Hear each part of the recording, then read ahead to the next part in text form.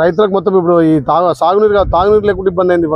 వర్షాలు లేవు, అక్కడేమో కృష్ణా కొట్టుకపోతుంది, మనకేమో గోదావరి నీళ్ళు లేవు. జర ఏం చేస్తావు ఈసారి గుండాల అది వచ్చినాక మన అవసరం అయితే నేను సొంత వెహికల్ పెడతా, గొలుసు కట్టు చెట్లు అన్నీ నింపిద్దాం.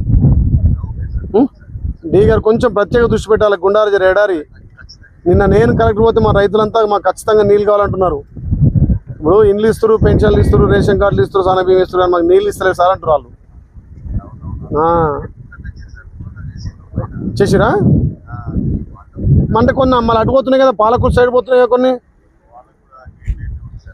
కొంచెం అటు తగ్గించి అన్న, ఇటు ఒక 200 క్యూసెక్ అయినా సరిపోద్ది.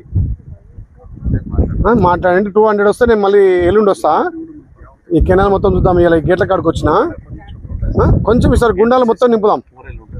డీ గారు ఇప్పుడే ఎస్సీ గారితో మాట్లాడినా. Right, thank you. ఓకే. వచ్చినాము, ఇదే నవపేట కెనాల్లో ఉన్నాం. ఇక్కడ మన ఏఈ గారును మన సోదరుడు ధనంజయ్ ఉన్నాడు, కానీ 100 క్యూసెక్ వస్తుంది. ఇది మరి కొంచెం వేస్తే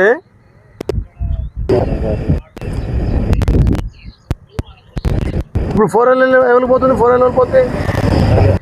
పాలకుర్తికా?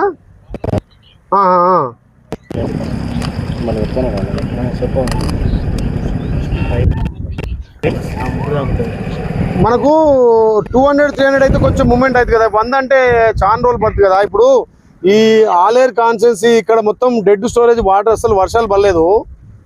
మొన్న ఇది మన ఇరిగేషన్ శాఖ మంత్రి ఉత్తమన్న కూడా వచ్చినప్పుడు మాట్లాడినా, వెహికల్ పోతాం నీకు ఎంత అవసరం ఉంటే అక్కడ తీసుకోతామని అని చెప్పిండు. అవసరం అంటే ఉత్తమన్నతో కూడా ఒకసారి చెప్పిస్తే, ఎందుకంటే నవపేట పోయినసారే మనకు 50% ఎండిపోయినాయి. ఎస్సీ గారు మీరు బాగానే ప్రయత్నం చేశారు, మీరు చాలా ట్రబుల్ పడ్డారు. ఎందుకంటే సార్ మనం సీల్ట్